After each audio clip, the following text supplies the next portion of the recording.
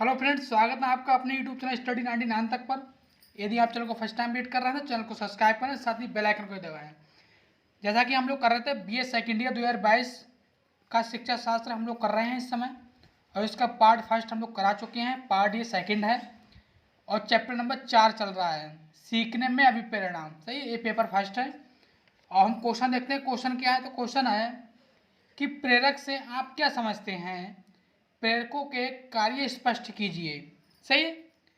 प्रेरणा में पुरस्कार और दंड के गुण दोषों का वर्णन कीजिए। पुरस्कार वितरण में क्या सतर्कता रखनी चाहिए? जो पुरस्कार देते हैं, पुरस्कार देते समय हमें क्या किन किन बातों का ध्यान रखना चाहिए।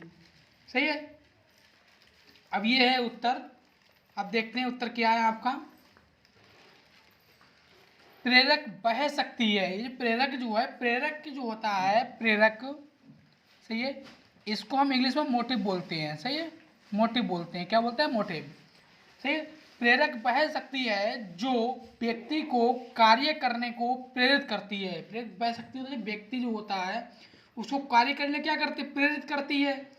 प्रेरक होने पर व्यक्ति के कार्य करने की दशा में तेजी आ जाती है, नहीं बढ़ोतरी आ जाती है।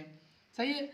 किसी व्यक्ति में प्रेरक का उदय होते ही वह तनाव जो है उसका अनुभव करने लगता है। सही है। जैसे मान लो कोई व्यक्ति है, अब जैसे जैसे अपना एग्जाम्पल ले लेते हैं, फॉर एग्जाम्पल एग्जाम का। सही है। जब हमारे पेपर होते हैं तो हम पहले पहले नहीं पढ़ते हैं। सही है। जब हमारा एग्जाम पास में आ जाता है तो हम क्या लेते हैं? सही है, तनाव उत्पन्न हो जाता है, क्योंकि हमें पढ़ना होता है। तो एग्जाम हमारा एक तरीका से क्या है? हमारा मोटिव क्या है? एग्जाम देना। सही है। तो हम एकदम तुरंत पढ़ने लगते हैं, तो क्या तनाव की स्थिति में हम आ जाते हैं। सही है। उस समय तनाव अनुभव करता है। सही है। वह श्रमहीन हो जाता है, उस समय वह क्रियाशील हो जाता है। जब वह व्यक्ति प्रेरित होता है तो क्या होता है? वो क्रियाशील हो जाता है और कंटिन्यू काम करने लगता है। सही है। अब बात करते हैं प्रेरक की परिभाषा क्या क्या है। वुडवर्थ के अकॉर्डिंग, वुडवर्थ क्या कहते हैं कि प्रेरक व्यक्ति की वह दशा है, प्रेरक जो है व्यक्ति की वह दशा है जो किसी निश्चित उद्देश्य की पूर्ति के लिए क्या करता है? निश्चित व्यवहार स्पष्ट करता है। निश्चित व्यवहार स्पष्ट करता है। समझ गए। एक मनोवैज्ञानिक आरोप हैं जिनका नाम है गेट्स तथा अन्य के अनुसार प्रेरक वह प्राणी है जो आंतरिक, शारीरिक तथा मनोवैज्ञानिक, ये मात्र 3 चीजें हैं। कौन कौन सी? आंतरिक, शारीरिक और मनोवैज्ञानिक दशाएं हैं जो उसे कार्य करने क्या करती हैं? प्रेरित करती हैं। सही है, उत्तेजित करती हैं। समझ गए आप लोग। चलिए आगे देखते हैं हम लोग। प्रेरकों के कार्य, प्रेरकों के जो प्रेरक होते हैं उनके कार्य, ये इनके जो मुख्य 3 कार्य होते हैं। कौन कौन से? प्रेरक हमारे व्यवहार को शक्तिशाली बनाते हैं। प्रेरक क्या होते हैं?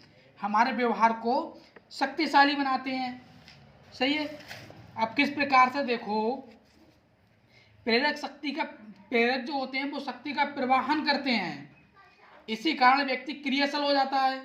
जैसे प्रशंसा, आरोप, दंड तथा पुरस्कार शक्तिशाली उत्तेजक होते हैं। जैसे मान लो कोई बालक है। सही है। कोई बालक है, अब हम क्या करते हैं? हम उस बालक की प्रशंसा करते हैं। क्या करते हैं? प्रशंसा करते हैं। तो क्या करेगा वो? क्या करेगा? वह कार्य करने क्या हो जाएगा? उत्तेजित हो जाएगा, कार्य करेगा। सही है। उसकी प्रशंसा कर दो, उस पर आरोप लगा दो, दंड या पुरस्कार, ये क्या है? ये सभी शक्तिशाली उत्तेजक होते हैं। सही है। कार्य करने के क्या होते हैं? प्रेरक होते हैं ये सभी। प्रेरक हमारे व्यवहार को चयन करने वाले होते हैं। जो प्रेरक होते हैं वो हमारे व्यवहार का चयन करते हैं। सही है।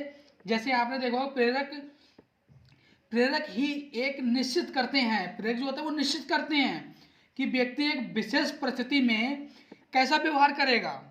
समझ में आप लोग।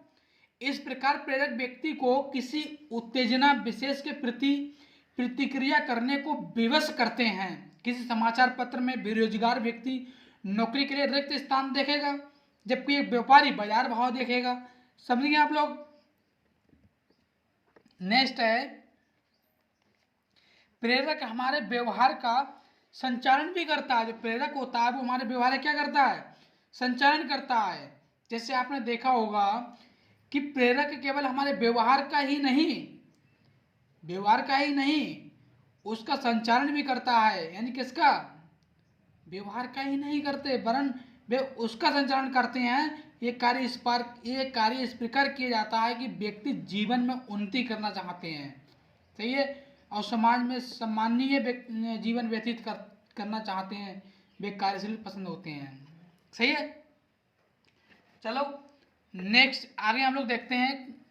तीसरा क्या है कि प्रेरक हमारे व्यवहार का संचालन करते हैं। जो प्रेरक होते हैं वो क्या करते हैं, वो हमारे व्यवहार का संचालन भी करते हैं। समझ गए आप लोग। चलिए आगे देखते हैं। प्रेरणा में पुरस्कार के गुण, सही है, प्रेरणा में पुरस्कार के गुण।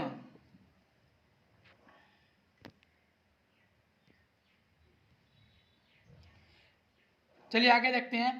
प्रेरणा में पुरस्कार के गुण।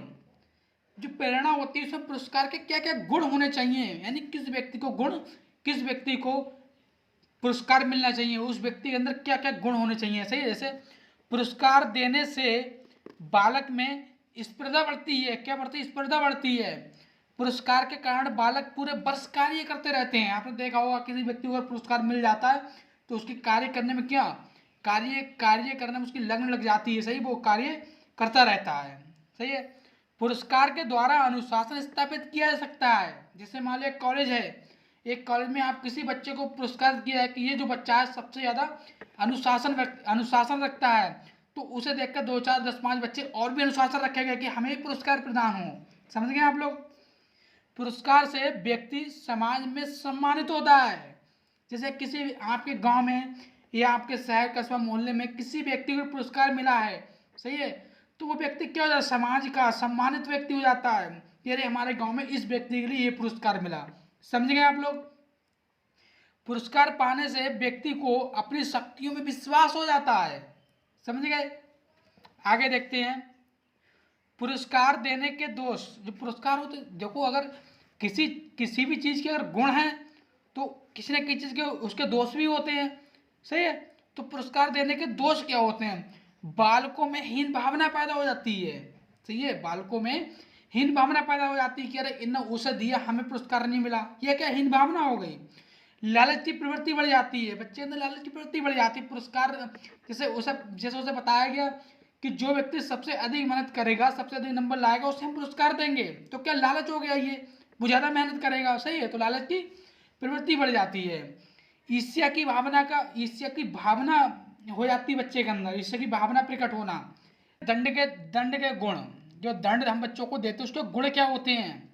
दंड देना प्रभावशाली हो सकता है। अगर किसी बच्चे को आपने दंड दिया, सही है, किसी बच्चे को यदि आपने दंड दिया तो क्या होगा, कभी कभी ये प्रभावशाली भी हो जाता है, बच्चा सुधर जाता है, सही है, यानी कि दोबारा गलती नहीं करता है। समझ गए। इससे अपनी गलती का अनुभव होना, यानी एक बच्चा है यदि उसे आप दंड दिया जाए तो क्या करता है, बच्चे को अपनी गलती का अनुभव हो जाता है कि हमने ये गलती की, इसलिए हमें क्या मिला, दंड मिला, सही है। अनुशासन बना रहता है। यानी एक क्लास है, एक क्लास में 100 बच्चे हैं, आपने उसमें 2 बच्चों को उठाकर दंड दे दिया तो बाकी बच्चे क्या होगा, अनुशासन बन जाएगा, बच्चे डरते रहेंगे, सही है, अनुशासन बनता रहेगा, सही है। आगे देखते हैं। लास्ट कौन सा है कि इससे बालकों में नियम से काम करने की चेष्टा जाग जाती है। यानी दंड देने से यदि आपने कह दिया कि जो बच्चे कल काम करके नहीं लाएंगे उन्हें हम क्या देंगे, दंड देंगे, सही है, तो काम करने की चेष्टा जाग जाएगी उनके अंदर। समझ गए। अब दंड के दोष क्या होते हैं, दंड के दोष क्या हैं, हीनता की भावना पैदा करना, इसमें भी हीनता की भावना पैदा हो जाती है। विद्रोह कर देना, बच्चे कभी कभी विद्रोह कर देते हैं, सही है। मानसिक ग्रंथियों का शिकार करना, मानसिक जो ग्रंथियां होती हैं उनका शिकार बनाना, सही है। लास्ट देखते हैं। पुरस्कार वितरण में सतर्कता, यानी कि किन किन बच्चों को पुरस्कार देना चाहिए, किन किन बातों का विशेष ध्यान रखना चाहिए। नंबर 1, पक्षपात की भावना का ना होना, यानी कि टीचर के अंदर ये जो व्यक्ति पुरस्कार दे रहा है उसके अंदर पक्षपात की भावना ना हो, सही है। वो किसी का मुंह देखकर, जैसे किसी का मुंह देखकर पुरस्कार ना दे। सही है कि ये व्यक्ति हमारा है, चलो इसे हम पुरस्कार मतलब सम्मानित कर देते हैं। तो पक्षपात की भावना नहीं होनी चाहिए। पुरस्कार अधिकतर सामूहिक रूप में दिए जाना चाहिए। जैसे मान लो कभी 50 लोगों को पुरस्कार दिया गया, सही है, तो उसमें हीन भावना की जो हीन भावना होती है वो कम बन सकती है। सही है, क्योंकि वहां पर अधिक लोगों के लिए पुरस्कार मिला होता है।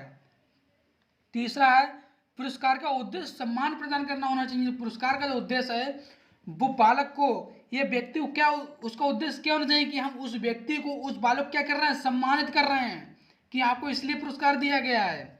सही है। लास्ट क्या है आपका, पुरस्कार का आधार वर्ष भर का कार्य होना चाहिए। यानी पुरस्कार का मतलब ये नहीं है कि अभी हमने शाम को कहा कि 10 नाम लिख के दो, हम उसे पुरस्कार देंगे, नहीं। पुरस्कार जो दिया जाता है उसके लिए पूरे साल भर का उसका काम देखना चाहिए। सही है, साल भर उसने किस प्रकार से कार्य किया है, सही है, तब उसे पुरस्कार दिया जाना चाहिए। चलिए फ्रेंड्स, यदि वीडियो आपको पसंद आई हो तो वीडियो को लाइक करें, कमेंट करें, शेयर करें। जय हिंद दोस्तों, वंदे मातरम।